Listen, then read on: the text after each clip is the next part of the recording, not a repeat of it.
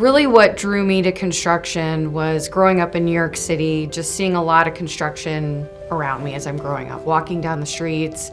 Was always interested when I'm walking by a job site to kind of peek through, see what was going on, what was being built. And I think that was really what just created an initial spark for me as a young child. I grew up around concrete with my grandfather, even doing side jobs, and my uncles doing concrete, my dad doing concrete side jobs, and Barton Malow, and seeing my dad, I built this, and it's interesting, if I look back, I didn't realize it was really setting the table to where I am today.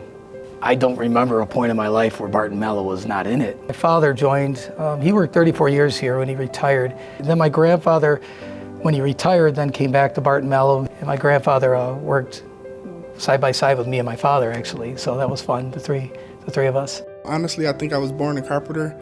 I remember when I was younger, growing up, we used to build clubhouses. So I was the one who go out and get the wood and nail the wood together and make the makeshift roofs. If there was a product that had my three favorite words on there, some assembly required, I was all about it. I wanted to jump in and build that project. And just as much as I love building, I was equally excited about reviewing the assembly instructions manual that came with it.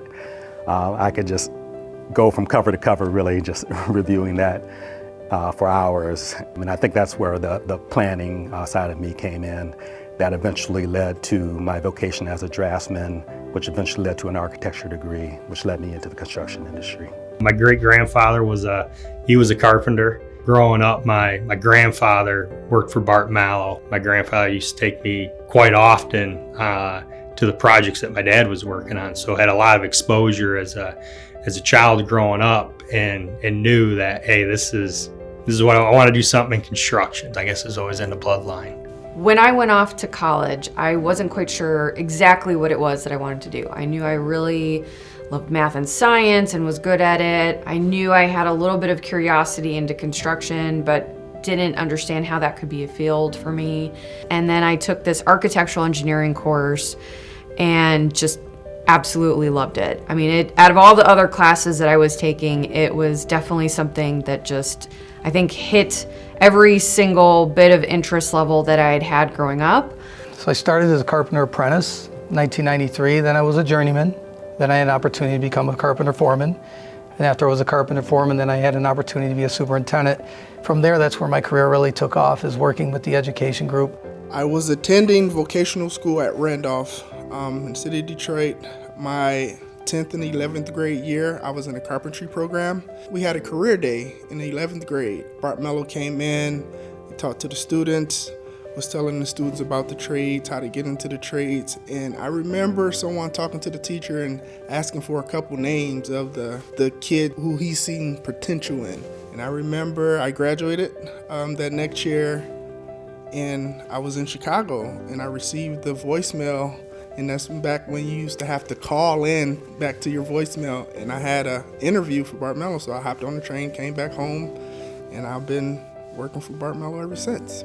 I definitely remember our first day at Barton Malow, and it was sort of a homecoming in a sense, because while I was working at Daimler Chrysler, a lot of the projects that we worked on, Barton Malow and Barton Malow Design, the Argos Group, were the design builder for it.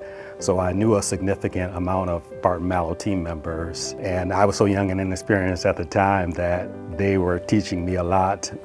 And they were great mentors, and they probably didn't even realize it. And even prior to my first day at Barton Malow would put on these lunch and learns once a month, and I attended a few of these lunch and learns as a Chrysler employee. Lisa Tolbert, she was always so kind. She was the one facilitating these lunch and learns. When I had to onboard, go through orientation, Lisa just basically looked at me and said, "What took you so long to join our team?" Almost like I was meant to be here, like I was born to build at Barton Malow. Started out as a carpenter apprentice with Barton Malow. My first job was Palmer Drive in Ann Arbor. One of the younger guys, got to work with some seasoned carpenters, and I could remember those guys being very patient with me.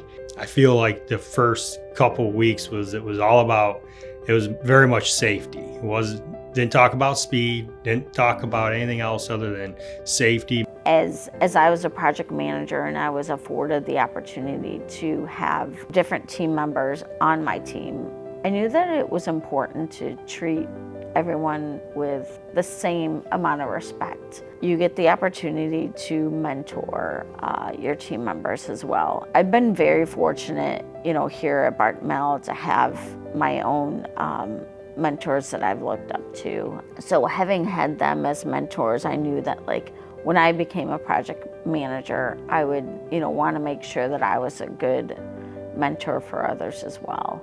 And I do think that taking the time to grow those team members that are coming up through the company was important too. So when I first started at Barton Malow in the concrete division, I was assigned to the Severstall project, the hot tip galvanizing line. I was digging in and I was learning everything that I needed to learn.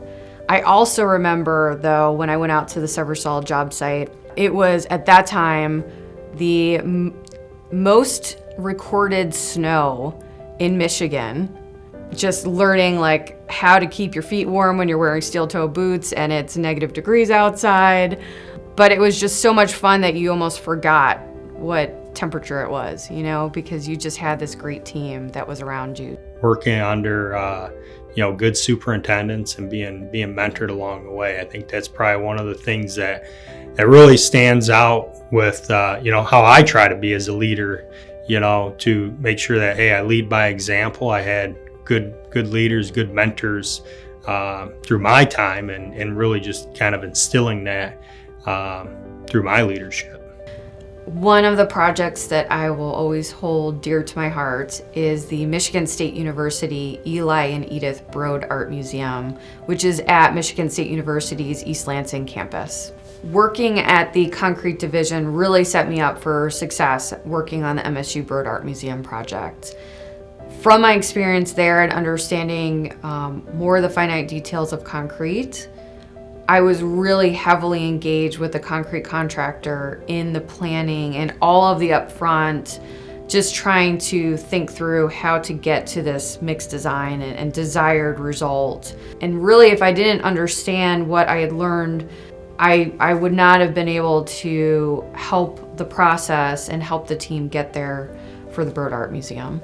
Mentorship is very important, and getting younger people involved in the industry. Barton Malow is involved in the ACE mentorship program, which is our architectural construction engineering program. It deals with working with younger high school students to get them involved in the AEC industry. I'm also a part of what's known as BAM Orlando. It's Black Architects in the Making Orlando, so I work with a number of young Black students to prepare them for the field of architecture.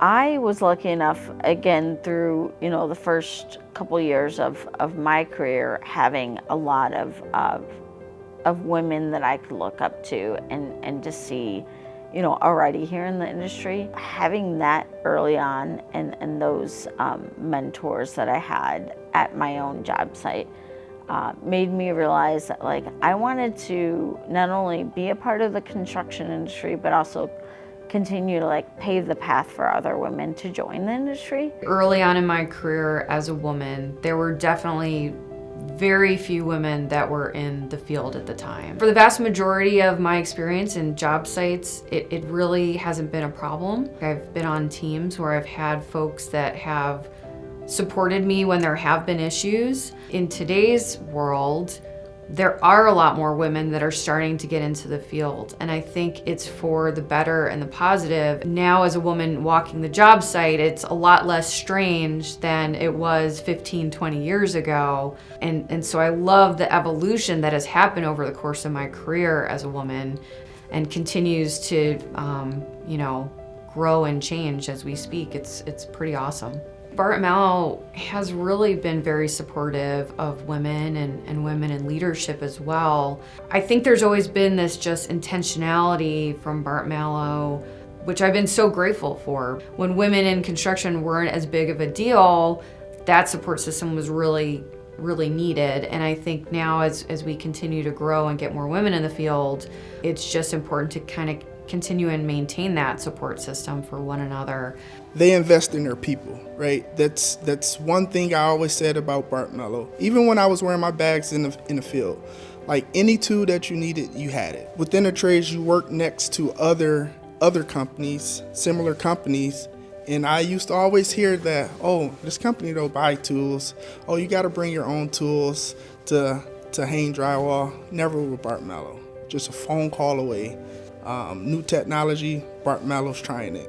You can give Barton Malow your thoughts on some upcoming technology. Barton Malow will be willing to try that. So yes, they stay ahead of the curve.